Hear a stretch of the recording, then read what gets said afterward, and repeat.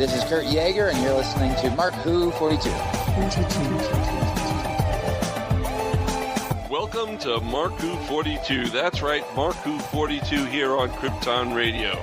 I'm your host, Mark Baumgarten, and with me, as always, is... Well, just Christian-basel this time, and I'm glad to say we are not going to be canceled in 2016. Yeah, a lot of things were wow. canceled in 2016. That's a train wreck, man. Oh.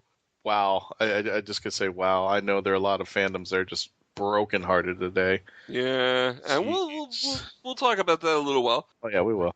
I just want to let our fans know that we are going to be having an interview with Kurt Yaeger. Now, Christian, who is Kurt Yaeger? Well, just to give you a brief synopsis, he's an actor, he's a director, and he was also a professional athlete. He's also a below-the-knee amputee. He's been on a couple of hit TV shows, including NCSI, but his big claim to fame is Sons of Anarchy as Greg the Peg. And we're going to be talking with him about his new project with a bunch of other stars called Personal Space. Yeah. Which is looking very, very interesting. I'm excited about personal space. I am too. I like to have my personal space around me so that I don't feel fenced in. Good. That's why we keep you in South Florida and the rest of us here are in Central Florida. Yeah. Restraining order, yes. There restraining we go. order. I think a restraining order was the word you were looking for. That's what we usually put on you, Christian. But luckily, we have Kurt Yaeger on the show. But I think we're going to start off with Doctor Who news with, well, Kayla's not here, so I guess it'll have to be Christian-basel. There you go. Hey, Christian, what kind of Doctor Who news do we have for everyone out there? I'll dye my hair red and call me Kayla. No, anyway. That would be a restraining order moment. Oh, hush. Actually, we do have some. We're going to start off with, in the reverse, we're going to start off with good news and then head into the bad news, which we mentioned. Big Finish has announced they've got a license to produce Doctor Who and Torchwood audio dramas and more until 2025. There's actually, all right. Yeah, there's a video of Nick Briggs out there talking about that. We're very, very, very excited because we know we have something to sell until 2025. Yeah, Mark Who 42 there. Books will have audios to sell at conventions for quite a number of years now. Exactly. So you were looking at more David Tennant, Catherine Tate, John Hurt, Tom Baker, Peter Davison, Colin Baker, Sylvester Paul, Alex Kingston as Riversong, Unit. Yeah, Gemma Redgrave and Ingrid Oliver. From exactly, yeah. And more Jago and Lightfoot, and possibly with Strax some more. So congratulations, Big Finish, on that. Yeah. 2025 seems like a long time, and that's a lot of stories to tell in that time. Yeah, because only about 2 years ago, they put a big thing up that they were extended to 2020, and now it's been moved to 2025. So Doctor Who is here to stay, folks. It's not going away. That WHOniverse just got a lot bigger. A lot bigger. Yeah, again, congratulations, Nick Briggs, all the team out there, Big Finish, and you know what? Kudos for everybody who's involved in that. I mean, they tell really great stories. If you haven't heard any of these stories, again, I know it's a little plug, drink it. I'm drinking. I haven't heard one Big Finish story that was a dud, and I've heard quite a few in my time. I would say about 50-ish. Yeah, so, I've listened to at least 500 hours of Big Finish. I can't wait. I can't wait either. I can't wait. And I can only imagine how far that's going to run for 2025. How many stories could be possibly imagined and reimagined, and other crossovers like Jago and Lightfoot and all the worlds of Doctor Who mushed in together, how they were going to fit. So, yeah, we got some longevity here. I'm really excited for Big Finish. Well, going into the side note, do you actually like the 12th Doctor's new sonic screwdriver? Well, it looks kind of neat. I mean, if you saw it in a toy store, would you buy it?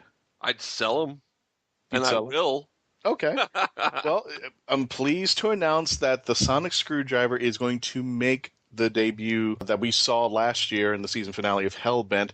Character have announced that they plan to release a toy version of the sonic screwdriver. Well, Character Options is finally doing it? They're going to do it. They've been waiting months for it. Now they've had it, and I'm sure you've seen people with pictures. It's just, starting to circulate on the internet of their 12th sonic screwdriver. I like it. I think it does have that TARDIS feel. I know it being does. blue and such like that, but I don't know. I like this one better than the original 12, The 11th and 12th. sonic screwdriver. Yeah. So the first I didn't like, actually, the 9th and 10th Doctor one was kind of plain. So I did like Matt Smith's and the first Peter Capaldi one a little better. But I do like this new one. This new one is much more pleasing to the eye. It is, and you know what's funny? I actually liked War Doctors. War Doctors? It just seemed that was very simple. That was it was no frills. It didn't have this thing that looked like a claw that came out and wanted to gouge your eyes out. It was just something very simple, very practical. Well, it's just a screwdriver. What are you going to do? Build furniture at your enemy? I mean, really? Yeah. Yeah. I had to add that part. John does it better. I'm so sorry. I know John does it better. Yeah. That's why John Hurt makes money, okay? Yeah. John Hurt, of course he can deliver it better than me. He's got the reason to do it better than me. He's getting paid for it. Well, moving on, the original cover artwork from Target range of Doctor Who novels has been extended. Oh, the exhibition. Yeah. The exhibition is going to be now running until Sunday, June 5th. Mm-hmm. The display at the Cartoon Museum in Bloomsbury in London features 30 pieces of artwork which were commissioned for the cover illustrations of the Doctor Who novelizations. Oh, you mean those ones that I sell? Oh, yes. God, I have to drink again. Did somebody write the news from our... This news was totally from our ad department, I think. Yeah, exactly. Yeah. Now, this is really cool that the exhibition is lasting the 3 weeks, because it was really supposed to end this past weekend. It should have been over, but now there are 3 more weeks to look at the Target artwork there in London, and I wish I could make it over there in 3 weeks. Is there some place? I know they have the Doctor Who exhibition, but is that a permanent structure? Or is that the one in Cardiff is a permanent building. It's a permanent exhibition. This one was just, in like an art gallery in Bloomsbury, in the Cartoon Museum. Well, going back, I hope they actually bring those sonic screwdrivers. For our folks who live in Florida or are familiar with Universal Studios and Disney sells Doctor Who merchandise at Epcot. True, they do. And Universal Studios practically sells them everywhere. They sell them in City Walk, Universal Studio. I don't know if the islands, but I know they definitely sell them at Universal Studios. And I'm hoping that the 12th Doctor screwdriver will eventually end up there for purchasing, because I think that's going to be interesting. I'm sure it will. It's a nice little trinket. Now, are we ready for the bad news? Not really, but I guess we have to. As we now go beyond the WHOniverse. Beyond the WHOniverse. Don't do that again. Anyway. Sadly, a lot of your fandoms out there have taken a big sucker punch. I think the biggest one coming from both ABC and CBS. A lot of very, very good shows. They may have not had the ratings that the networks were looking for, but a lot of good shows have taken a tumble. One of the ones that I was expecting, and I was hoping that it wouldn't happen, but I just didn't get the feel, was The Muppets. I think this was the 3rd attempt to bring back The Muppets. Yeah. And when I saw one of the episodes, I'm kind of like, they really don't have the feel and passion that the original Muppets had. Mm-hmm. And even Muppets Tonight tried to duplicate it. And I don't know if you can. I don't know if you can resurrect it from the dead. But there was something about the Muppets that I grew up with, and in some cases Muppets Tonight, that the current Muppets just didn't gel with. But I kind of saw it happening. Yeah. And that little story thing where Miss Piggy and Kermit break up just to kind of give it I don't think that they knew what they were doing. No. I don't think they were honoring. They definitely, Jim Henson was getting a little, he was rolling in his grave. Yeah. Yeah. But ABC did something even worse. Oh, really? Well, they canceled something that's more important. Yeah, they canceled Agent Carter. Agent Carter, which I can't, see, I have this correlation to the new Civil War movie, but I can't talk about that because I don't want to give spoilers away. But I'm wondering if they knew ahead of time that they were getting canceled. Do you think, and I could be wrong about this because I'm not big on the Marvel that I would like to. I haven't seen that many Agents of S.H.I.E.L.D. You have Agent of S.H.I.E.L.D., you had Agent Carter, and you had, I think they were talking about Heroes of Marvel? They were going to do a new one, which was a Mockingbird spinoff of Agent of Right. S.H.I.E.L.D. And that one's not even happening at all now. No, that went into just limbo hell and it's staying there permanently. Well, I'm wondering if it's because there's so much saturation with Marvel that it's a big thing in the movies, but not necessarily a big thing on TV. Well, here's the thing. It's actually a big thing on TV, especially Netflix. And I heard there's a campaign going on to get Agent Carter on Netflix. And if there is, I would sign that. Oh, no. I'm saying that each one of these that we're going to mention had a really strong fan base. Oh, yeah. But one of them, I'll mention, we had Agent Carter and another show I will mention in a few minutes there. Both of them, their ratings went down to half in the second season, and it really kicked them in the pants. Now, the other show I'm going to mention, I'm glad it went somewhere else to be picked up for another season, but it really, both of them took a punch after their seasons were over. Right. When it all was said and done. The other shows that are going to be canceled, Gallivant. Oh, never watched it. I originally thought Gallivant was supposed to be a miniseries, and it wasn't supposed to even get a second series. The fact that it got renewed confused me because I thought the story was over. Well, I think they had, like I said, these shows have a really strong fan base, but not enough to carry the ratings over to keep going. Yeah. Another one that got hit, Minority Report on Fox, Sci-Fi's Dominions. Yeah. CSI Cyber, I'm only putting it out there because it tried to run against Doctor Who, I think, for one of the world records, and I was like, no, I think we're CSI'd out. But the one that everybody is kind of bring a sigh of relief that got saved and is moving to the CW, which I'm actually think that's where it should have started. Yeah. Is Supergirl. Which means that crossovers can happen more often than just this one episode. I just didn't, for me, I don't see ABC, NBC, CBS being or a Fox. Marvel. Fox actually, kind of. I take that back. Fox has done it. It's not known for it, but I think the big three, I cannot see them having a comic book character going on there and surviving. Well, and Agent of S.H.I.E.L.D. has been on for 3 years and is going on for a fourth. It wasn't canceled. That's true, but I meant when you see the resume like the CW has. Right. Oh, the CW and DC Comics every day. It's basically every single day of the week has another DC comic. That's all CW is. DC Comics and one other show every day. Well, I don't even know what CW means, but I think it means Comic World now. It must. I think that's where you're going I think Comic World is the new meaning of CW. You're absolutely correct.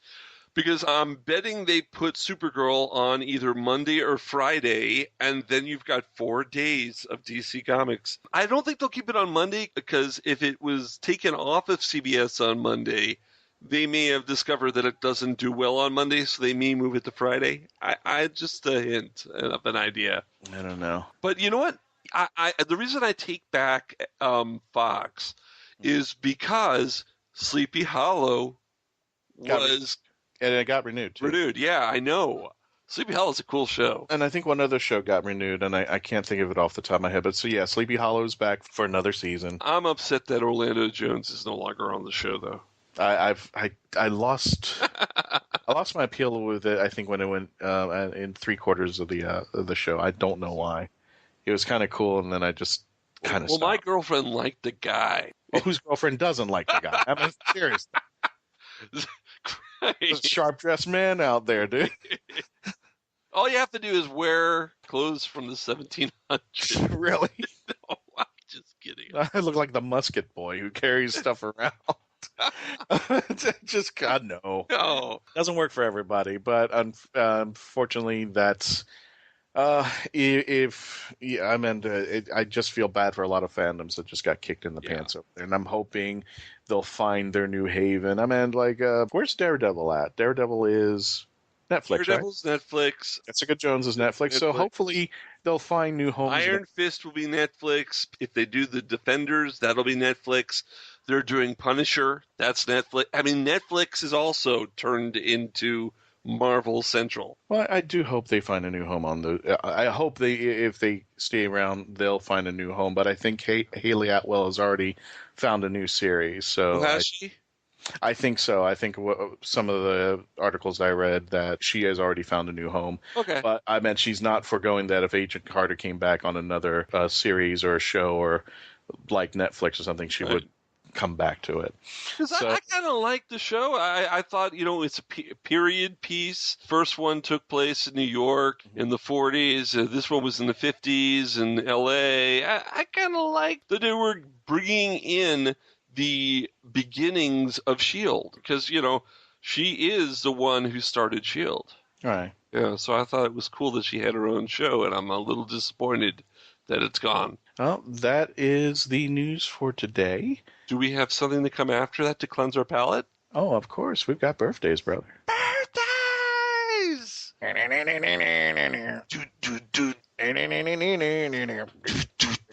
Yeah, so we're not going to play the music for you, folks. That was our budget went down this week. Yeah.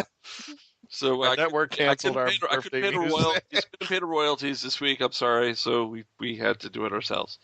Unbelievable. Well, anyway, we have 4 birthdays that just recently went by in the past weeks. First of all, May 5th was Richard E. Grant.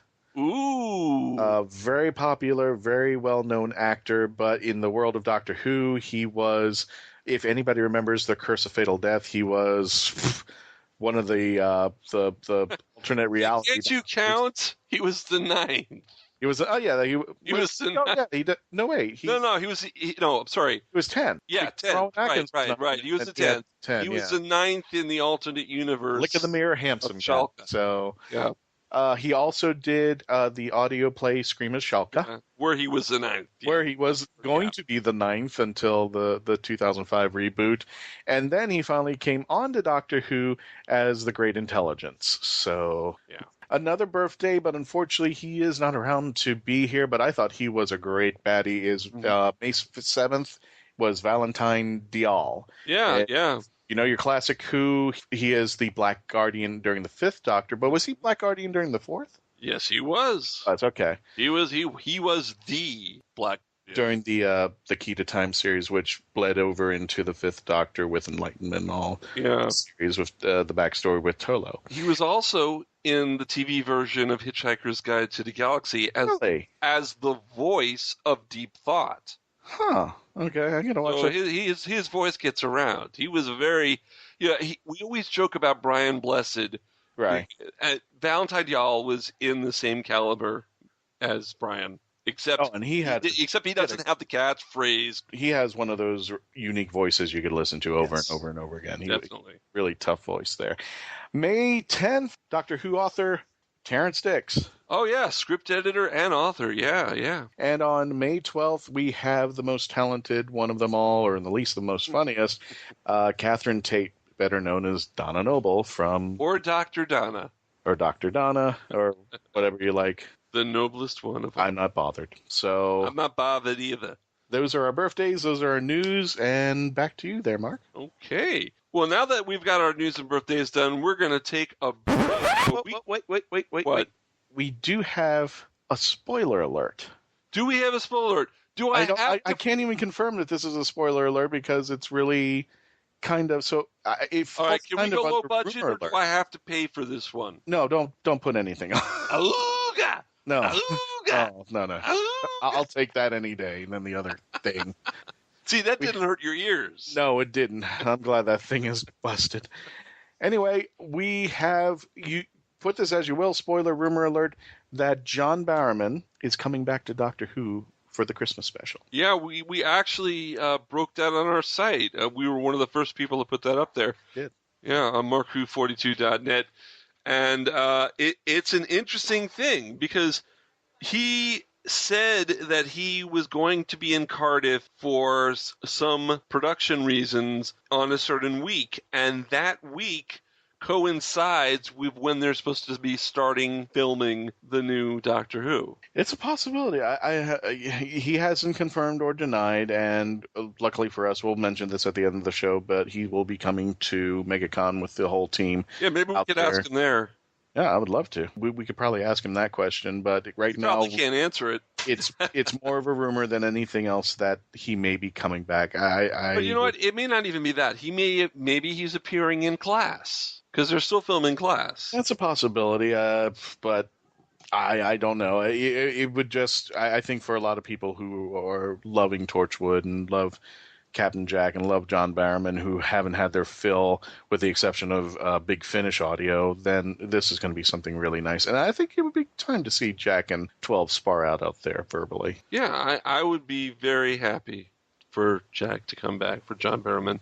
And I know that the people on Arrow said that any time that they want to use him on Doctor Who, they'll release him, they'll let him come over, and they'll film around him. Well, there you go. Yeah, so. And that completes the news. We're finally going to go to that commercial break that I was trying to get us to before he gave us that spoiler or rumor, whatever that is. When we come back, we are going to have our interview, Patty and Christian did, with Kurt Yaeger, who is of the new series Personal Spaces, and also many other things, and they'll be talking to him about that. Isn't that right, Christian? Well, they're starting a Kickstarter for Personal Space. Well, yes, we'll definitely get into that. Yeah, why don't you? Yeah, you'll talk about all this right after this, folks. We'll be right back here on Krypton Radio, Mark 42. Hello, I'm Nicholas Briggs, the voice of many monsters on Doctor Who, and executive producer of Big Finish Productions. And I'm pleased to announce that Mark Who 42 Books have joined forces with Big Finish to bring you Big Finish Audio. There's this fella who calls himself the Doctor, and he says he has saved me, and we are in his time machine. You all right? I think I've broken something. What about you? Yes, I'm fine, thanks. I rather think I broke your fall. Oh, sorry. Mark Who 42 Books will now offer to bring you the best in Big Finish audio. But why are they here? How do you do? I beg your pardon? Oh, no need to. I'm the Doctor, and this is... I am Leela. By all means, please do come out to play, Doctor. I'm waiting for you. To find where Mark Who 42 Books will be, go to markwho42.net or on their Facebook site at Mark Who 42. What are you saying? They fizzled in somehow? Like the TARDIS? Yeah, transmat from another dimension. The TARDIS doesn't fizzle. It's more of a... Also go to markwho42.net and download my interview with the team. You're executive producer at Big Finish Productions. Correct. Is this a quiz? Mark Who 42, taking you to the WHOniverse and beyond. Remote Control is the new TV podcast from the Geekcast Radio Network. We'll be covering TV shows and topics from the year 2000 to whenever now is. We'll have special themed episodes entitled Pilot and Season Premieres, as well as finishing finales. We'll also have Season Pass episodes, where we take a look at an entire season of a TV show. Remote Control can be found on iTunes, Stitcher, and www.geekcastradio.com. So tune in, because we are all remote controlled. Hello, this is Barnaby Edwards, calling from the planet Skaro. I am a Dalek operator in Doctor Who, and I am coming to you on Mark Who 42. And ladies and gentlemen, welcome back to Mark Who 42, where we take you to the WHOniverse and beyond. And today we are definitely going beyond the WHOniverse. We have a special guest today, Mr. Kurt Yaeger. Hey, how's it going? Hey, guy. Most of you know Kurt from Sons of Anarchy, but he's got a special project coming up, and we're going to be talking about that later on in the show. But for our folks who may not be familiar with your work, Kurt, tell us a little bit about yourself and your personal life there. Sure. I mean, what do you want to know specifically? Let's talk about the extreme sports days. I mean, you started out basically almost the tail end of the extreme era of athletics, and then parlayed that into acting, right? Yeah, sort of. I mean, I was actually in the beginning stages because I rode BMX before the X Games even existed. So I rode like all ramps, doing double backflips over 40-foot jumps and stuff like that. I've ridden since I was a kid. I raced since I was like 8 years old, and then I just got into freestyle afterwards when I saw this guy named Jeff Harrington do a 180 off a loading dock, and it blew me away, and I was like, I want to do that. So I just went for it full board and traveled all over the world and kind of rode BMX so many years that it was just a lot of fun and met a lot of people. I mean, there's very, very few people that ride BMX after the age of 21. And, people who do I think are real BMXers. But, yeah, it's a good time, real good time. I still ride, too. Now, for our friends and fans who may not be familiar with the X Games, what are the X Games, Kurt? That's like an extreme sports game, sort of like the Olympics for extreme or action sports. You got like, originally, you had crazy stuff. Like it was BMX, skateboard, rollerblade, downhill luge, extreme kayaking, skydiving, all this stuff. They were doing pretty much anything that moved. Yeah, anything that moved, finding everything out. Like, there was like an event about extreme duck hunting, and it was just silly. There's a lot of silly things into it. But then it kind of morphed into more action sports, which is basically BMX, skateboarding, and motocross is like the primary sports. And then now it's like rallycross and some other things and versions. But those are the three core extreme sports or action sports. I remember that crazy experimental stage because what blew my mind, it wasn't the sports itself. It was the fact that they found guys that could comment on it. There were guys that would be like the commentators. Yeah, watching, oh, wow, he's going to go after that dunk right there. And it's like guys who could comment on extreme duck hunting and all that crap. It's like, where they take them up from, man? That was actually the first thing, man. When I saw the first X Games, like, we were watching it live, and, like, the announcers, we didn't know where the hell they found these guys. But they're like, oh, my gosh, that guy threw the bike around like a Frisbee. And we were like, what the hell are you talking about? Like, he just did a double tail whip. That's fun. Like, just say the name of the trick. Yeah. And, like, there's a real huge cheesy element to, like, the old extreme sports. And everyone who's actually a real rider hates it. Or a real skater. They're just like, this is stupid, but we all do it because it's what pays the bills. You know, big corporate sponsors come in, like Mountain Dew and whatever, and they're like, yeah, it's a $500,000 purse. And you're like, okay, call it whatever the you want. We could do that. So you say you traveled around the world. What was, because I always think of all this stuff as just basically bored American kids, it's like running around up in the hills and making ramps and stuff. Internationally, is it all the same sort of thing? Or was there like some crazy course you ran in like Russia or something that was like, oh, careful, there might be some old World War II landmines out there. Any like that? No, not really. It's not really about like bored American kids. It was more about like, I grew up, my dad racing enduros, and so when I couldn't ride motorcycles, I'd rather ride BMX than play football. Even though I played football all the way up into high school, and I had guys looking at me to go to college and have me get full scholarships because I played weak side linebacker, and I just didn't care at all, and I'd run full speed into whomever I felt like, you know what I mean? Like, and I just couldn't get into the mentality of being a bro. Not knocking people who like football or whatever. I just couldn't get into it. I wasn't a meathead. And and in BMX, like, it was more about artistic expression. Not can you pull this trick, but how does it look when you pull it? Like, are you hanging out with your friends? You're sitting around in a park where no one's at, drinking beers, building dirt jumps that are 8 foot tall with, 20-foot gaps. So it was a lot more about individualism. It's a performance sport. Yeah, and you got to remember, we did it before it even existed, like being a performance sport. We just did it because we loved it. Yeah. We didn't care. There was no money in it. There was like 3 companies left. One was S&M, one was Hoffman Bikes, and another one was Standard Bikes. And all these other companies were just kind of on the periphery, and they were small. But then it started regrowing again because everyone still wanted to ride bikes no matter whether there was contests or not, It was something that I'll go to a skate park today by myself, and hopefully there'll be no one at the skate park. So you can imagine how much of a, showing off it isn't. Like, it's really about yourself and a couple of your mates. But yeah, traveling around the world, it's the same kind of thing like that. People did it who, they just loved doing it, whether there was an audience or not. And it's just like anything else. You see filmmakers who love what they do, and they'd make the same films, whether they got paid, $10 million, or they got paid $50 million or $50,000. They would still do what they think is right. Whatever the passion is, I'm always curious to hear about when people go to, like, you know, to foreign lands or exotic locales, and then you discover, wow, if you got that joint passion, how much of it is universal, and just how quickly you could be like, oh, hey, that's really good. You did that.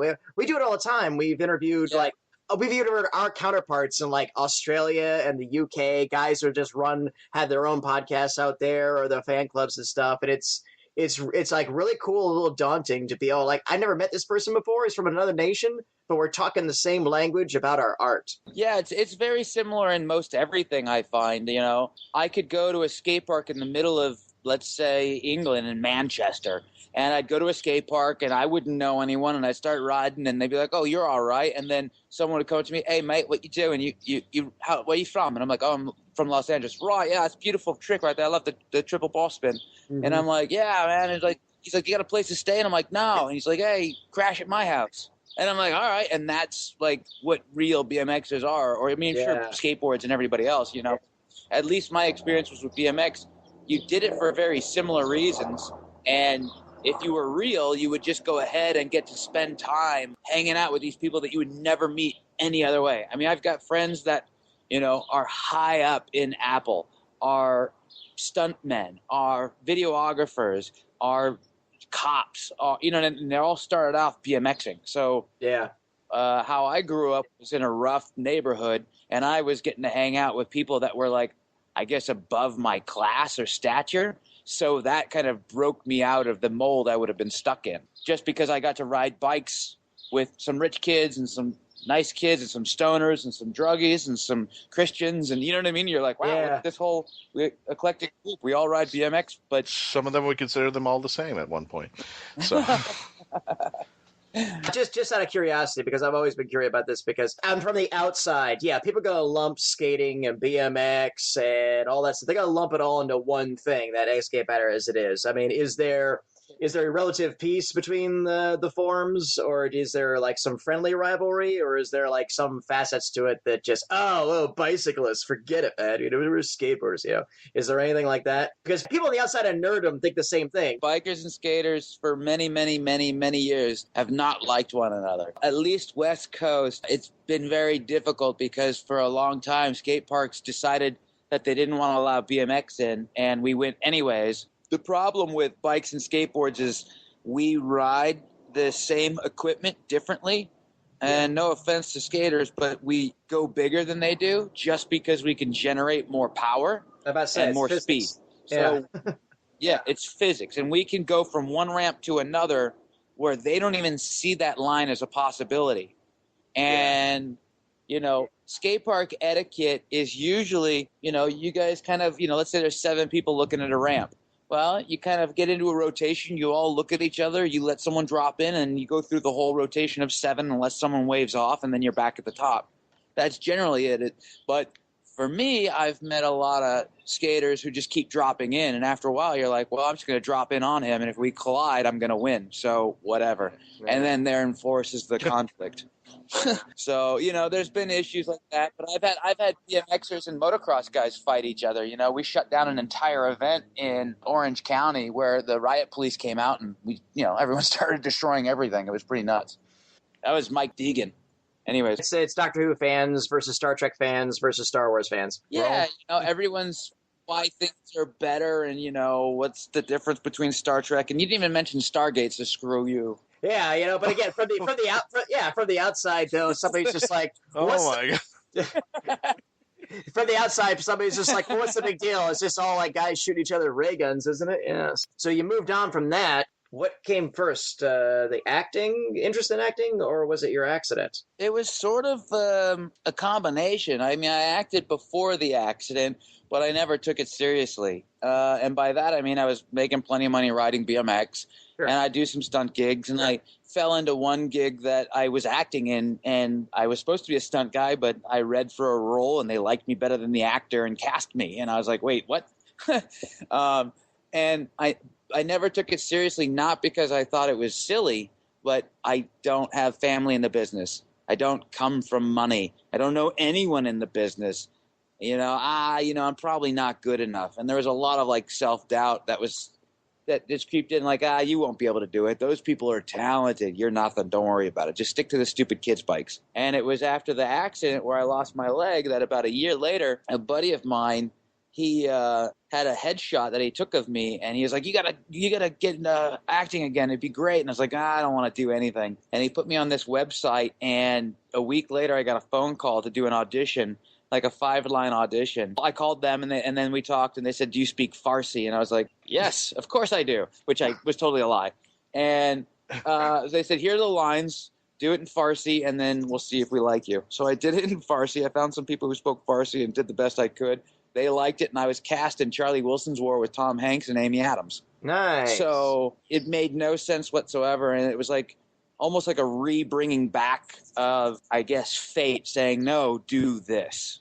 It's going to be hard. You're going to struggle, but you're going to appreciate what you do in life more than doing anything else. So after that, I was like, maybe there is something. And since I had that near-death experience, it was well, screw it. Why not? I mean, I'm going to die. I might as well go for what I want in life. That works. That definitely works. Yeah, really. What made you want to go into acting? When did you get bit by the acting bug itself? Well, I think there's like different stages of being bit by the bug. You know, there's the performance art of it, but for me, I think it's a lot different than I think a lot of people. I love movies, and I love watching performances that move you. And I always wondered about how someone could get there. And I always thought that, you know, I could never do that. So growing up in a rough neighborhood where you don't have access to your feelings, you're not allowed to, this was almost a cathartic way to go to counseling without having to pay for it. And so I got into acting, and it was a safe place to like start exploring the broken parts inside me. So it was a little bit of just the pure enjoyment, and then actually the psychological remapping of my mind that keeps me going after it. So it's a different thing for me than a lot of people. Like if you said, have you ever read Shakespeare? I would say no. Where other actors would go, what? And I'm like, I've never read Shakespeare. I know a lot of the stories. I've read the Cliff Notes. You know what I mean? Yeah. Never sat down and read it. Now, I'd love to when I have the time, but I'm also the guy that will rewatch a movie 500 times just to see the way the performance was done and how it was built, and then watch the interviews. But at the same time, I think that a lot of actors are just people who grew up in the theater. So, you know, when they act, they know all the tricks of acting, but they don't have any like real world experience to lean back on. And because of my experiences, one of my first auditions I ever did, I was lined up as a commercial audition, and there's 3 guys in a room that we had to talk to, and there was 3 of us auditioning at the same time. Right. And I was the 3rd guy. The first guy, they said, "Hey, we want you to act tough." And he guy goes, "Yeah!" and made some stupid face, and I just kind of looked at him and was like, "The hell is that?" The second guy put up his fists to be tough, like, "I will mess you up, man," you know. And I just looked at them, and they went, "Your turn." And I went, "This is fucking stupid." And they go, "What?" I go, "F you and these guys." And they just looked at me, and they were like, and I'm like, no, that's acting. And I was like, no, I'm not really upset. I was just being... Yeah. And they were like, "Oh my, it's real." And I was like, yeah, I mean, I get punched in the face for looking at someone stupid. So me telling you guys off was actually what I would do if I was in a bar and you guys were acting like this. They didn't know when acting was hitting them, actually. Yeah, exactly. And so it kind of gives me a place of authenticity that I know what it feels like to get in a fight. I know what it feels like to hit someone and feel good about it. And I know what it feels like to hit someone and feel bad about it. I know what it feels like to get punched. You know, I've defended people. I've, not gotten into fights. I felt the regret of not doing something to someone I felt later should have deserved it. And that's just one small dynamic of, I think, what is acting. And that's just what I'm saying. It's I've had my heart broken by a woman. I've had, adulation upon adulation of fun times. I've had 2 friends commit suicide.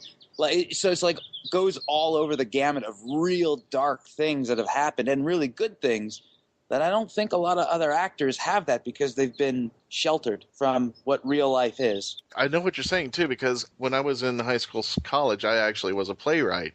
and everybody's favorite playwright was either Harold Pinter or Shakespeare.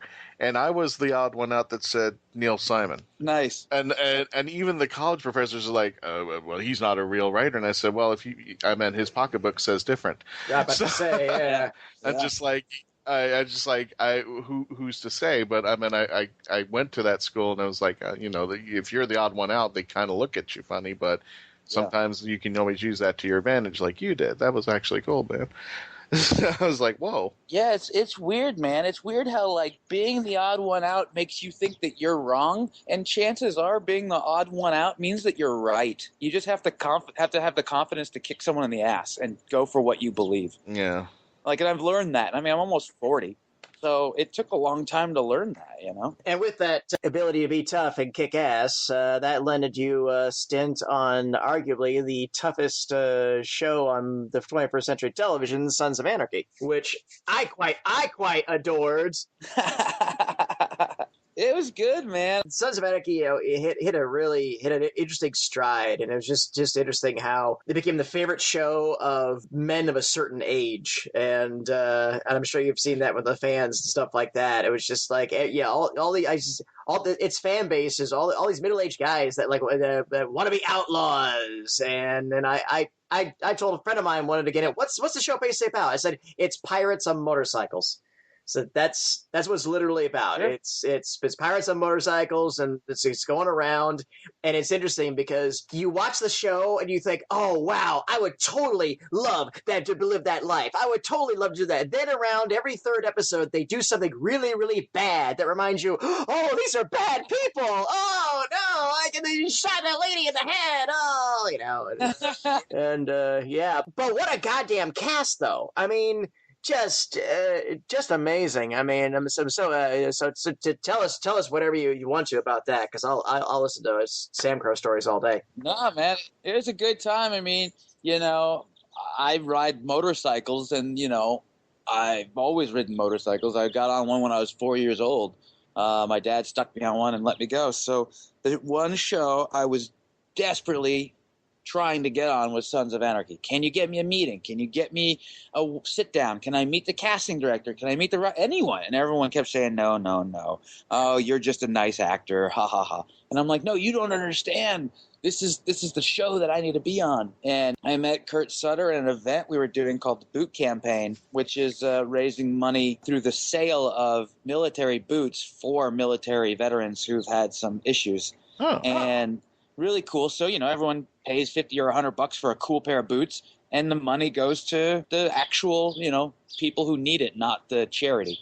Nice. And so, we met on that, and here's how we met. Like, Kurt Sutter is a total badass. Don't let anyone ever tell you otherwise. He absolutely is. He doesn't give right. No. And he doesn't give a shit. He does not care one iota what you think about him, at least on the surface. I mean, when you get to know him, you're his friend, then he cares, but he doesn't let anyone in. He looks like he'd be a roadie for like Aerosmith, He just got that look. Well, the cool thing is he is, but you got to remember, like, he's not just a total badass because he exudes that.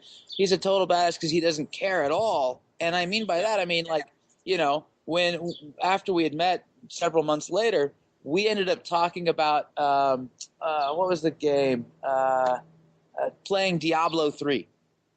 Like, he plays Diablo 3, and I was like, just playing it. He was like, we were talking about the different elements that we were going through at the moment. And I was like, how the hell are two guys, the creator of the show and an actor on the show, talking about playing Diablo 3? And it was this weird, funny, like, quirky aspect that we both just found in common. But anyways, I met Kurt Sutter and walked up to him and said, hey, man, I love your show. I think it's fantastic. The cast is great. I love the writing. You're just missing one thing. And he said, what? And I go, every single club on the planet has a guy who's missing his leg because he's crashed and ripped his leg off. And I've got one leg. Here's my acting reel. I'm not going to waste your time, but I can ride motorcycles better than all your actors. Have a good day. Dude, you got balls! That was the only way to approach Kurt, because he's a badass. And he would respect it, I hoped. And it just happened to work out in my favor. I got a phone call like 8 months later. Come in and read for this audition. I read for the audition. I read it like 4 different ways. They asked me to come back. I did it a couple more ways. Paris Barkley, who's an awesome guy, big-time producer. He was executive producer of that show. And he looks down at my resume, and on the resume it says expert motorcycle rider. And he says, says expert motorcycle. So are you any good, Kurt? And I looked at him and I went, well, that's why it says expert. And he just looked at me and was like, that's the right attitude. You know what I mean? And I was like, and I wasn't trying to be a dick. I was just like, are you stupid? Like, I mean, that's what it says, doesn't it? You know. But he took it very well and was like, I like that. And within 24 hours, I was network approved. And that was that. Nice. It was crazy whirlwind, man. Somebody needs a subscription to renewed right then and there. Yeah. It was crazy, man. Like, this whole industry is crazy. And I like it. I mean, maybe I like crazy. But it's all up and down. Like, some days you're booking stuff, and then the next days you don't book anything for 6 months or a year. And you're like, do I suck now? Does everyone hate me? Should I go back to school and learn like more acting technique? Like, what the hell's wrong with me? And then you get a phone call out of nowhere saying, hey, we've got this new series role that we need you on. And you're like, and I don't have to audition for it? Like, no, we love you. I'm like, oh, that's great. Yeah. So it's really all over the place. And it's part of the thing that makes the industry, I think for me, pleasurable, because the pursuit is half the fun. Winning, you know, and like going after it, and the effort and trying against all odds to beat out literally thousands upon thousands of people just for one role. It's really self-affirming. You know what I mean? You're going up against everyone who's, you know, you walk into a room and like, let's say you have an audition for a guy who's 38 years old. He's handsome and he plays guitar and he's going to be a country western singer. And you walk in and you see guys carrying guitars who are way better looking than you, and you're just like, what the hell am I doing here? Like, I can't even sing. But you go out, do it, and then you book the job, and you're like, but I don't even sing. And they're like, you'll learn. And I'm like, shit, now I got to learn how to be a country western singer. Oh, boy. It's just crazy. But that's the cool thing, is you get to be involved in someone else's life by learning about the character. You get to empathize with them. Like, my newest character that'll be coming out, I believe, in August, but we're still waiting on a date, in this new TV show called Quarry. It's a show about 1970s based on the books called Quarry by Max Allan Collins. Great books, by the way. I read all of them right away. Max Allan Collins, he's been around for a long time. He actually started in comics. Did Batman for several years, did Dick Tracy for several years. I met him several times. Super nice guy. Really nice guy. He wrote the graphic novel Road to Perdition was based off of. Yep.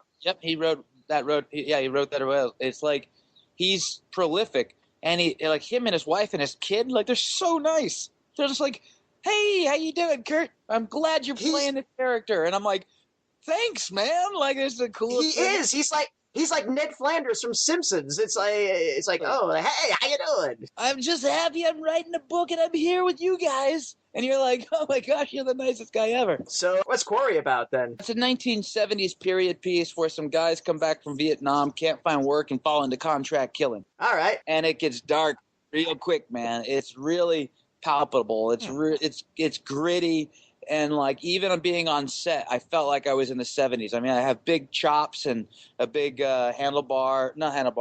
Manchu that I grew out, like, that's my actual hair. And I spent like 4 months in New Orleans walking around New Orleans like that. And, like, people looked at me like, don't mess with that guy. Because I looked like a murderer. My hair was slicked back. Like, I'm just a nasty, nasty character in this series. And it was really fun to walk around and have 4 people in a small little clique move out of your way as you're walking through. It was like, this is like a dream, man. This is funny. That's pretty sweet. Yeah, we've almost got to the point now where it's like, yeah, you could pull off like the 70s look now, and nobody's gonna like, oh, hey, back off, you know. Yeah, exactly. Something about facial hair and that leather jacket, and it works. So, what station or network is picking that up, or do you not know yet? Well, we shot the whole first season. It's HBO Cinemax, so they're not sure if it's going to go on Cinemax or HBO. HBO owns Cinemax, so they're just deciding what's what. Probably Cinemax. Nice. So it's going to be a cable show, which means we're going to see a lot of cursing and an ass, right? Yeah, you'll see my ass, that's for sure. I can't tell you what it's about. But you'll see. And girls can see this in IMAX. That is the best scene ever, I tell you what. There were mirrors everywhere, and blowing up DVRs across the country. Speaking of sweet asses, you worked with one of my favorites, Rachel Hunter, for, I think it was Piranaconda? Piranaconda! For the Sci-Fi Channel. What was it like working on a Roger Corman-produced film? Total side caveat. We were filming when the Japanese tsunami hit. Oh, my God. Yeah, we had to get out of there real quick. But it was funny to watch a bunch of actors freak the f*** out. And I was just like... I just looked at the USGS website, and they said it's 3 hours away. We've got plenty of time to get our stuff and go to high ground. And it's going to be a meter wave, so calm down. Oh, my God. It's not going to be anything dangerous to us. But they were like, we're going to die. And I was like, oh, boy. Rachel Hunter is so awesome. Like, she was a really nice gal, very fun, and sweet lady, you know? Her and her sister are nice people. I'll take your word for it. I've never met her personally, but I would love to one day. You follow her on Instagram? I don't, unfortunately. No, you should, man. She posts a lot of cool photos. I think I'll start. Yeah. You following me? Yeah. Well, yeah, I do. I think I do. Yes. I was, but I didn't see enough pictures of your ass, so I said forget it. Well, hold on a second then. Oh, man. Hey, Mark, while you're editing this, sorry. Oh, I am editing this, believe me. Oh, my God. This is a great interview with Kurt Yaeger.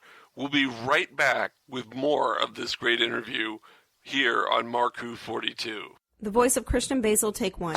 Hi, I'm Christian-Basel, and I would like to provide my voice for all your voiceover needs, such as... Okay, like an announcer. Like a what? Like an announcer. For all your voiceover needs, such as animation, radio, announcements, introductions... Now an old man. I can even record voicemail for all the Meshuggahs that call you. A pirate. Arr, and it won't cost you a lot of treasure for me services. Arr. Creepy movie voice. Just call 407-761-2679. 407-761-2679. Or email voiceofchristian-basel@yahoo.com. Well, how was that? That's a wrap.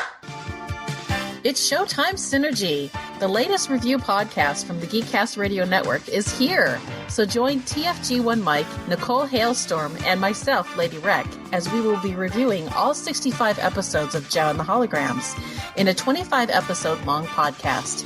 You can find Showtime Synergy on iTunes and GeekCastRadio.com. We are the truly outrageous podcast that you want to be listening to. This is Gareth David Lloyd, Yanto Jones, and you're listening to Marku 42. We're back with more of Marku 42. Christian and Patty are interviewing Kurt Yaeger. And, oh, man, if you haven't been listening so far, start listening now. Oh, this is a great interview, and my finger is on the button every moment that we go. But let's go back to this interview right now.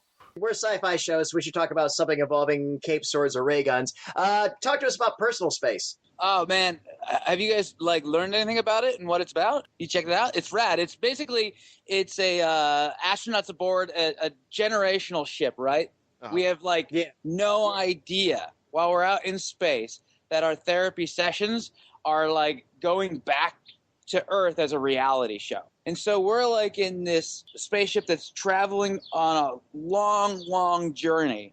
Mm-hmm. And this computer is built originally to be nice to us and make us feel better and try and calm down the situations. But a reality program or a station back home on Earth buys the rights to the spaceship and changes the programming of this, I guess, female Hal, and makes it create conflict between us, and then we just start going at it. And then there's a couple other things. I don't know how far I can mention what happens in the story, but so it's we start turning on each other. So it's kind of like Big Brother in space. Yeah. But, and it's, Demented Big Brother in space. Yeah. And so it should be pretty good, and it's got witty dialogue and some good actors in it, so it'll feel real authentic, you know what I mean? I mean, it's got Richard Hatch and myself and Brent Bailey and Tim Russ and Nicki Clyne. She's great. Tamo, I did a couple of panels with him about a month ago. Yeah, and he was talking about the show too. He was talking it up, and So I'm psyched for it. It's a great concept. I think it's pretty cool. Great cast. A great cast, and it's a web series, so the budgets can't be huge. I mean, we got a Kickstarter going right now. We're about halfway through it, and we're more than 50% funded. So whoever's listening to this, go on and literally everyone give $25, and we'll have this project funded. If it's good and we get going, then a network will come along and let us run with it. But we'll have a decent show on TV and actual control over it instead of half the garbage that comes out. But I think what's really cool about it is that it's produced by really scientifically minded guys who want to also keep the science of it real, or as real as they can. I didn't talk about this yet, but I was working on my master's in hydrogeology, so having the science correct is a big deal to me personally. And there's nothing worse than watching a sci-fi show of any kind and just being like, why the hell did that happen? That can't happen in space. You don't even hear anything, or whatever it is. Right. And you just it just pulls you out, because I think that the viewer today is more sophisticated because of the internet and the ability to just look up facts and be more informed about it. So you can't be weak with your science and your facts. The nice thing about struggling with that accuracy means you set up parameters. That parameters breeds innovation, where it's just like, well, we got to have an explosion. There's no sound in space. Well, then we got to figure out a way to create an explosion. Yeah. That's what breeds innovation in writing and plotting and storytelling. I personally don't know. There's no explosion in space, and I guess there's no shockwave or nothing because it's a vacuum, right? Yeah. So is an explosion in a vacuum actually an implosion? Is that what it is? I mean, I really don't even know. But again, the nice thing is that they're making a legit dedication to like real physics and real stuff like that. I always applaud anybody that's going to have the courage to do that, because, again, you say a lot of people are savvy, but there's still a lot of more people that aren't savvy, and they're going to be like, oh, we're not hearing anything. Turn the TV up. Why is there no explosion in space? It don't make no sense. That's stupid. I think they messed up on this part, so it don't really work. George Lucas has explosions in space, and he's a billionaire. Yeah, exactly. Folks, if you want to help produce this wonderful, wonderful show, and plus, if you go on the Kickstarter project site, you can actually see a video from Tom Pike. I believe he's the producer of the show, if I'm not mistaken. Yeah. Tom Pike. Yeah. This is a long web address. I'll try to put it out. Kickstarter.com/projects/Tom, the letter R, Pike, /personal-space-a-science-fiction web series, or you can do what I did, just Google it and type in personal space Kickstarter. It should bring you right up to the site. They're halfway through their goal. They got about 12 days left. They've raised about $24,000. They're looking for $45,000, and it looks like something wonderful is going to come out of this. If you're and what's cool is this isn't the project that's money's going to go to people to line their pockets. Tom's not even really paying himself. He believes in this. His sister is, I think it's his sister is an Oort cloud astronomer, or astronomer is the right one, not astrologer. Yeah, astronomer. Actually works at NASA doing stuff. He's got to be pure to it, but he believes in it and wants to make it really, really cool. So it's basically for props, equipment to shoot the stuff, well, and then food and paying for people's travel, and no one's really getting any money out of this.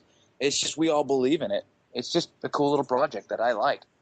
And just something that usually most Kickstarters go off, they're trying to plant the seed, so hopefully that when things start growing up there, they got a huge forest at the end of it. And this looks great. This absolutely looks great. I mean, that's like with what they do with, Axanar, with Richard Hatch and all right. My other buddy, Gary Graham, who's in that. But, that blew up out of nothing, and they just did it for real and went for it and kept raising more money and more money. Mm-hmm. And then the studios, once it becomes something, do you see what happened? They just come in and try and squash you. That's what they're all about, man. Big thing about that was that they were just scared because literally they made something better than what they were doing with Star Trek at the time, Well, I know, because look at what with Star Trek, what they've done now. They went away from the core issue, what Star Trek's all about. It's not this kill them all and go get them and you know what I mean? It was trying to do the right thing. They're trying to cater to it like an action-packed society nowadays. Exactly. But the first movie was pretty decent, and it kind of stuck to its principles. but the second one went totally off. But I think you can still have that core principle and still have a decent action-packed movie. I think so. It just takes more thinking. Well, yeah, exactly. Yeah, thinking in Hollywood, dude. Put some effort into it. It's hard. It's hard because, I don't want to knock anyone in particular. I mean, I have no idea who's doing what in the process of the making of Star Trek, but you got to understand, giant companies own all of the basic filmmakers out there, and everything now is being done by committee. So everything is being whittled down to hitting this 4-box quadrant of, does it hit this market and this market and this market and this market? If it doesn't, it won't be a successful movie, because that's what statistics say. But it's art also. So they're doing too much by committee and just making things that a corporate boardroom has to vote on. And you're just getting sucked into this. Well, it's not going to hit the 13 to 17-year-old market, so we can't sell enough toys. So we got to dumb it down for that. It's funny you should mention that, and we've had the new news in here. A lot of shows that people really were fandoms of are just getting axed left and right. Castle, Agent Carter, The Muppets. All these shows that have a very strong fan base are going away, and I do think it is somewhat to the almighty dollar. But it's just like, hey, you can't buy this kind of dedication that these people will give. Yeah. There's just no money amount, and it's sad. So I think Supergirl actually got axed and then moved to CW. But yeah, it was just heartbreaking watching left and right all these shows that I wanted to even start. I wanted to start some geekdoms on, and just, oh well. Yeah. At least I don't have to watch too much. It's pretty hard. I mean, a lot of that stuff happens, and sometimes it's for reasons that aren't even, public. Like this cast member hates this cast member, and they just will not move on, so they cancel it. Or, like in a show I did, I won't mention which one just to keep it safe, but one of our nothing scary or like evil. Yeah, no. The leads had a heart attack, and we had to shift everything around to shoot everything differently. And it was brutal. I mean, what do you do when someone has a heart attack 3 days before you start filming 5 months of principal photography? Right. You're like, holy, we have to figure something out now. And, you've got, a 7-person, 10-person principal cast, 20 people that are subcast, day players that come in, a couple times a week or once a week or once. Then you've got crew, executives. Then you've got the studio heads above them. Then they have to answer to the president, and the president has to answer to the board. And the board is made up of the chairman. You know what I mean? You're like, holy, it's so complicated. I mean, and even that from an actor's perspective, going out and auditioning, people are like, oh, I think I got this one because of these reasons. Don't even worry about it. Just go out and audition. I've not gotten roles because I look too much like the casting director's ex. There's stuff that you have no control over. Okay. No, believe me, man. I do the same thing out here in Orlando. I'm an equity actor with the amusement parks out here, and yeah, there's the directors. I walk on in. It's like, oh, it's this director. Forget it. I might as well just walk on in. Well, I'm a dance firm anyway. But yeah, It's so weird. All this money is invested in this thing that's predicated on people's little foibles. Yep. It's interesting. It's entertainment. It's a little breakaway from our own existence for a while so that we can deal with our existence, or at least maybe not deal with it. I mean, there's a lot of power in putting your energy into someone else because you don't believe in yourself, or you just need some time off. You know what I mean? There's plenty of days that I've worked, 12, 15, 16, 18, 20 hours and have just, gone right to sleep. And there's other days where you're just so mentally tired from 2-3 weeks of filming. You're like, I just want to put on a TV show and not think for a little while and just smile and laugh or whatever happens. And hopefully we do that with personal space, people are like, they can relate to characters. They'd be like, you know what, if I was in space, I bet you I'd be just like Leonard, just like my character, Leonard. I bet you if that happened to me, because my character is actually an amputee. So, they really wanted to have that. But what was nice is Tom even wrote in the press kit that he didn't want to have me as a disabled actor with some special thing. And let me actually read what he wrote. he wrote he'd rather have a story about a character living with a disability, not transcending it.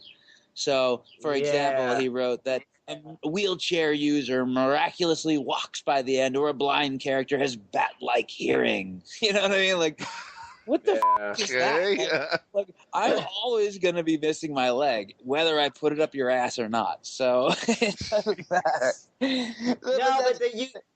You do get up on a really good point. And again, this is, I'm sure you've experienced more often, but yeah, everybody wants to write a character about, overcoming, that personal disability or whatever. It's just like, you know what? I just like to see, I'd like to see just a day in the life of a person with a challenge, because you never see, it's always a character arc about blah, blah, blah. It's about the issue. It's not just about the person who just happens to have this. It's always the disability first and then the character. Yeah, they try to make the disability a character trait. Like for instance, there's a 40-year-old guy that they want to play a lawyer in a new TV show called Lawyers Are Us. I'm making this up. And he's quick-witted, smart, charming, and comes in, has 5 episodes, and he comes into the courtroom, does his thing, and leaves. If that's not written, that the guy's in a wheelchair, they won't even audition people in wheelchairs. They won't even see him. They won't even let him apply for work, which is, of course, illegal, but no one will even say anything about it. So the weird thing about it is a lot of people with disabilities don't even have the opportunity to apply for work and get used to the casting process, which is a shame, and me having one leg below the knee, I can function pretty well, and being a former BMXer, it allows me the physical attributes to hide it. And so I get auditions that have nothing to do with me having one leg. So I've gotten to the place where now I can audition. Everyone's like, oh, you're a really good actor. How come you're better than the other disabled? I'm like, I'm not. I just got lucky that I can hide mine. Think about what I'm saying. I have to hide mine to get casting directors to see me. It's insane. Yeah. They can't just write to this being a normal trait in somebody's life. Somebody has a wheelchair or somebody has a disability, and it just carry on as the part. They've got to put an arch to it or a story to it that, things are happening. And so why can't you just write where they have it and that's it? That's part of their character, as if somebody were just... I mean, I would love someone, they always have it where they have a guy in a wheelchair who's either hyper depressed or now he's evil. You know what I mean? Exactly. They add something to it that shouldn't be there. Just say, why can't you just make it one whole character that just happens to have this? Yeah. I know Peter Dinklage has been a real big proponent of this. He's really been pushing for, he's got the clout now to be all like, he's been starting to take roles that have absolutely nothing to do with his dwarfism. It's just him. And he's really been pushing that angle for all kinds of a physical diversity in acting roles and stuff. Because like there's why not this, Exactly. I mean, that's the thing is like I want to see it where people with any disability are going out for any role, and I don't mind seeing a story where something that someone's disability makes a character part too, but then I got to see enough of it where it doesn't matter. Like, my leg didn't change 90% of my character. It actually made me more humble. Like, it made me go like, wow, okay, let me find out what disabilities are like. It introduced me to the disabled world that I never knew anything about. And when I see these people that I was like, man, I don't know what I would do if I had both legs missing. And all these people are just powerful and interesting and unique people with cool stories to tell that have nothing to do with their disability. You start realizing how petty and small the tribulations of, your phone not working or whatever else, it just doesn't matter anymore. And you realize my worldview is so limited, and I don't know, like, and you guys probably think something like, wow, what would it be like to be missing a leg? And I look at someone missing an arm and go, wow, what would it be like to missing an arm, So it's pretty fun, but I just hope that, Hollywood listens to getting more actors in roles that have nothing to do with their disability and they're just playing a character. That'd be great, but we'll see. Good on that. Rounding up that we're coming to the end of the show, we've got to ask, being a Doctor Who show, are you a Whovian? Have you seen any Doctor Who, or are you familiar with the show itself at all? I'm familiar with the show. I may have watched an episode or two. I don't remember much about it except that TARDIS and those evil things that look like something from, like the robots with the hands. What are they called? With the Cybermen or the one with the plungers? Isn't it like I saw an episode more recently where Doctor Who called them the most dangerous killing machines on the planet. That would have been the Daleks. Yeah, those. Those are the guys with the plungers. Yeah. So you can see how not good I am at that. No, that's cool. Yeah. It's purely a time thing. It's not, I don't like it. It's literally I've watched an episode and just never had the opportunity to sit down and do it. Like, my geekdom is Stargate SG-1. So, no one mentioned that when they talked about sci-fi, so really you're not my friends now. Well, I know something, dude? I swear to God, you're the first one I've ever met. You talk about the movie or the series or both? The series. The movie's fine. Okay, now here's the deal. Here's the weird deal, man. That show was on what, like 9 years, and it had like 5 spin-offs, something really ungodly like that. I never see any fans. I never see any fans at the conventions. I've never seriously. I mean, I've never seen anybody like dressed as any of the characters, and it's an easy costume. It's just basically like the military style jumpsuit, and you're good to go. And it's the biggest and most silent fandom I've ever seen. Even back in the heyday in the 90s at conventions, I knew somebody had to be watching the damn show, but they never we never come out of the closet because everyone's gonna beat us up. Like, we're gonna join the Star Wars and the Star Trek fans. Like, you know what I mean? Like, they're all gonna hate us. It's like we're the rollerbladers. No. I don't think they're hate. I just don't think they've come out enough, and I think people have rollerbladers. People have more of a die-hard when it comes to Star Trek, Star Wars, Doctor Who, and some other. Things. My friend who works at Roddenberry's place has a full back tattoo of the Stargate. Like, nice. Tori. And I'm going to shoot him out. I'm going to say it on Tori Mel. Sorry, Tori. Man, he's got, seriously, his son answers his phone's message with a Stargate reference. He's hardcore. Well, I'll tell you what. I did see a couple seasons of the Richard Dean Anderson series, the original, and I caught it in midway. That's the right one. Yeah, I caught it in midway when Teal'c was kind of morphing into the human. I didn't catch it from the beginning. I caught it in the middle, and the way that they showed it on Sci-Fi and other channels, it was the way with Doctor Who now. They didn't show it in order, so I was watching things all distorted, and at some point I just kind of I can't watch it because it's all. So Sci-Fi has it here in season 4, episode 3, and then I'll watch it over here at season 3, episode 7. It was Serenity too, right? Or Firefly. The Firefly, yeah. They only had one season, but they did it out of order too.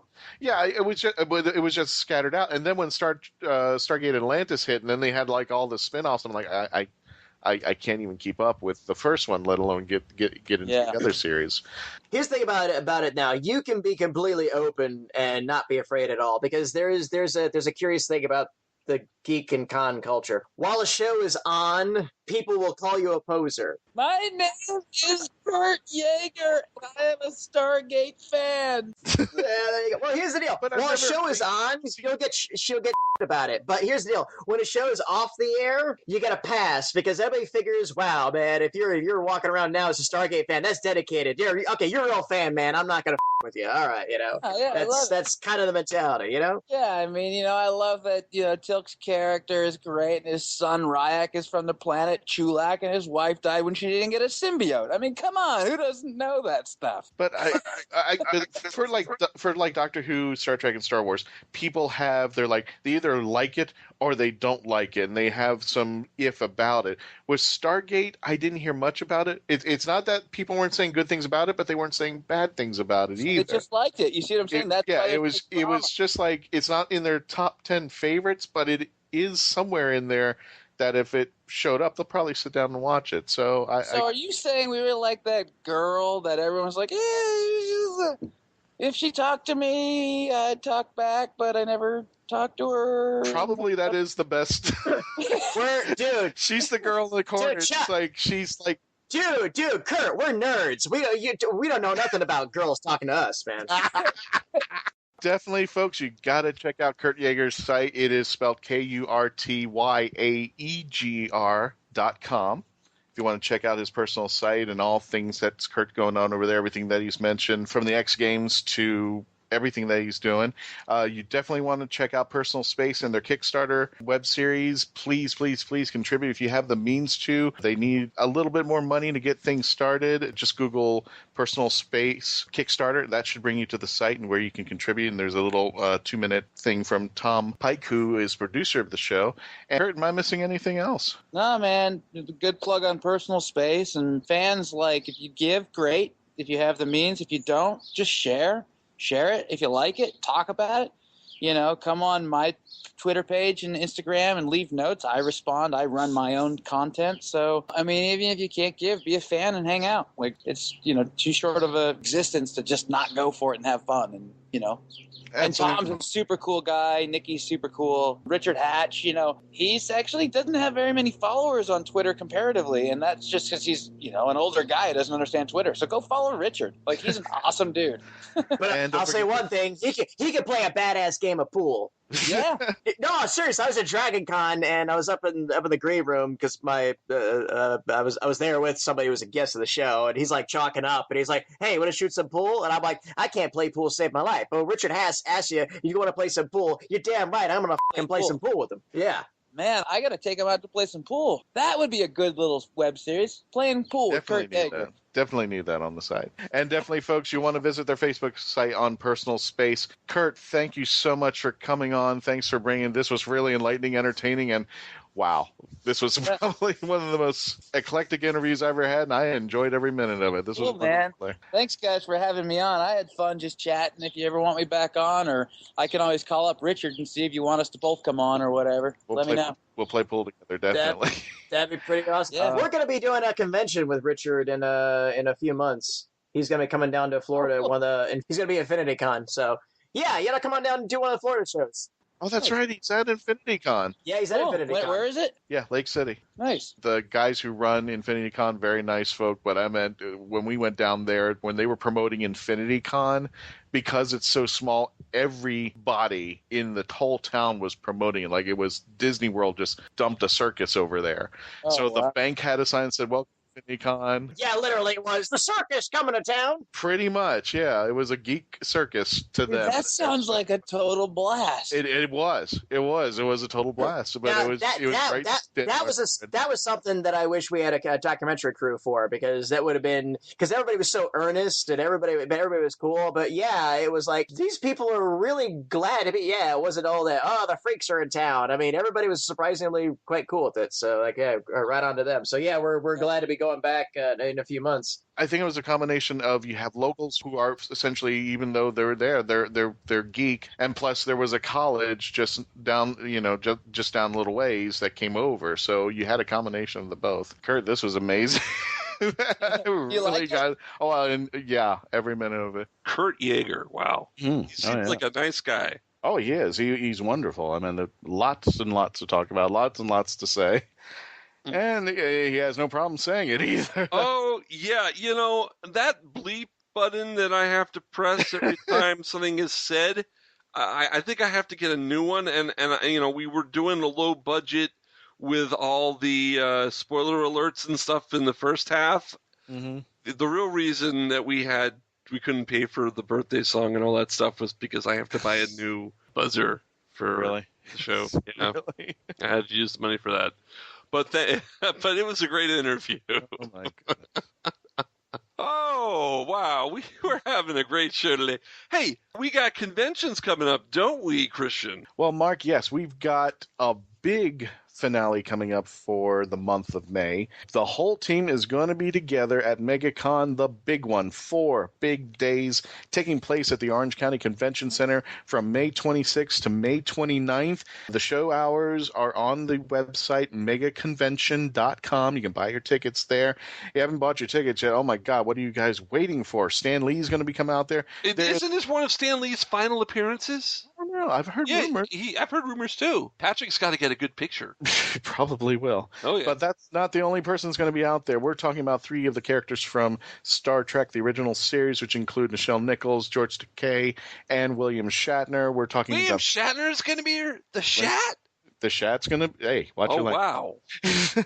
I believe this is going to be Adam West and Burt Ward's last tour of conventions. This is their 50th anniversary. Oh, wow. 50th Star Trek, 50th Batman. Wow. And just a plethora of people. John Cusack, Christopher Lloyd, Tom Fenton, John Isaacs, Anthony Daniels from Star Wars. I mean, Ralph Macchio from The Karate Kid. Go figure. Oh, wow. Walking Dead people are going to be out there.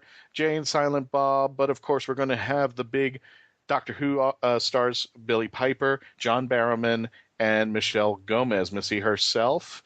But if you're talking big, incredible local stars, Mark Who 42 is going to be there as well. That's right, all 5 of us. Yes, we will be there the whole time there. If you hang around the following week and follow us all the way to Dallas. Oh, yeah, Dallas Fan Expo. Yeah, we're going to repeat it all over again at Fan Expo Dallas. We are proud that Fan Expo has brought us over to the Dallas location. It's going to be the following weekend from Friday until Sunday. Hours again, and tickets are available at Fan Expo Dallas. Now who's going to be there? Because that's the kicker. Pretty much everybody.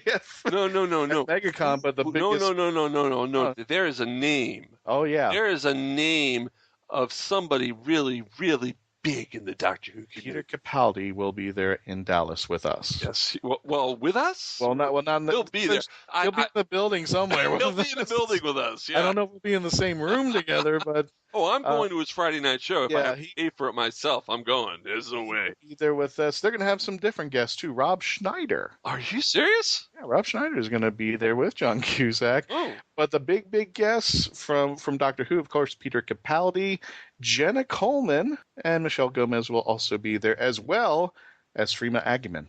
Oh. So a lot of people. And, of course, my prom date, which I can only beg for my prom date, Amy Acker from Angel. Oh, I love Amy Acker. Whenever she was in Dollhouse, too. Any show she's on, I immediately go, Amy! There you go. Amazing. And you can actually see our... I actually scream it like that. Amy! I don't know why I do that. It's like some kind of tick I have. I don't know. You can stop now. Okay.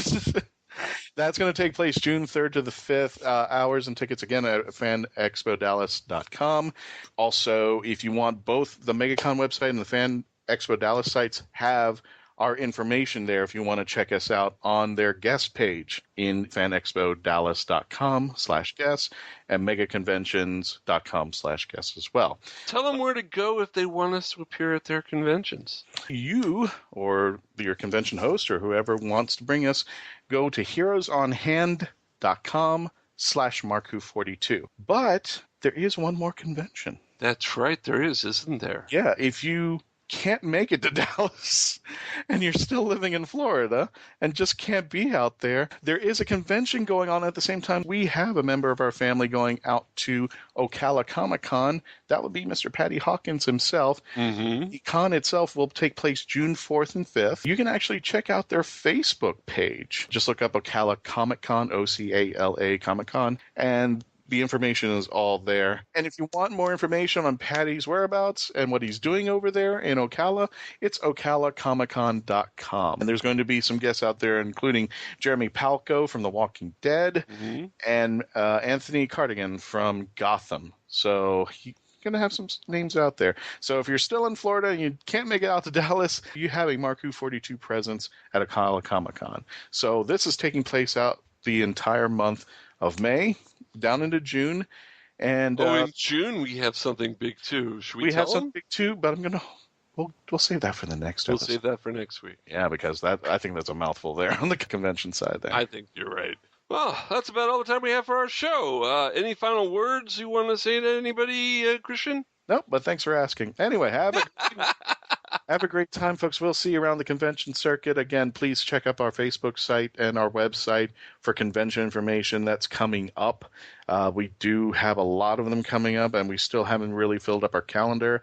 If you are looking to hire us to be at your convention or special event, heroesonhand.com/markwho42. Oh, it's so important we say it twice in about 4 minutes. Cool. Yeah. Oh, absolutely. All right. Just one check. I want to give people a chance because our calendar is filling up and it is. Come to us. Well, there you go. All right. Don't forget to go to markwho42.net and join the WHOniverse Army. Get your Doctor Who news and our show there. You can listen to our show on Krypton-Radio. You can go to iTunes, the Stitcher Radio app, to TuneIn, to Roku. You can listen to us on your TV. We're on FloridaGeekScene.com. We're on Geekcast Radio Network. Geekcast, we're shouting out to you at Radio Network, guys. We are everywhere around the net, and we want you to listen to us every time we do a show because we love talking to you out there. If you want to believe that we're talking to you personally, we are. And I thank you. I'm talking. No, I'm talking. I'm talking to you right now. Thank you very much for listening to the show. We really appreciate it, and we hope you enjoyed it. Okay, is that good enough, Christian? I think that's good enough, and be on the lookout for our next episode. And again, folks, our affiliate has not canceled Mark Who 42. We will be promising you we will be running through 2016 and if possibly 2025. So yeah, it's a good thing we're not canceled because I don't have anywhere else to go. And I don't want to go. I don't. That's a real job. Bye, everyone. Mark Who 42 was written and presented by Mark Baumgarten, Christian-basel, and Patty-Hawkins.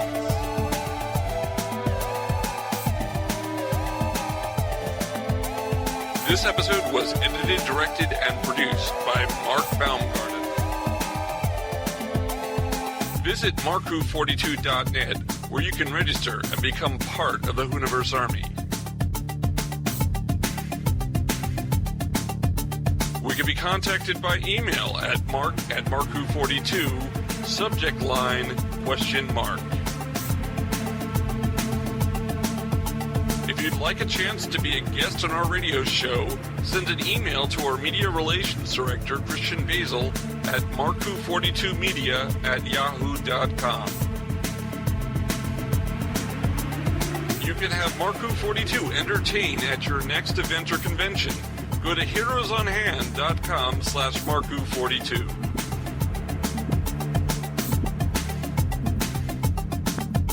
Doctor Who and its properties are owned by the BBC, the British Broadcasting Corporation.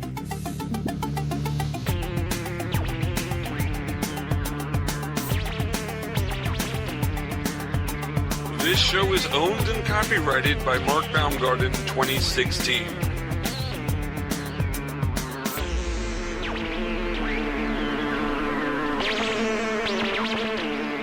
This is Krypton Radio.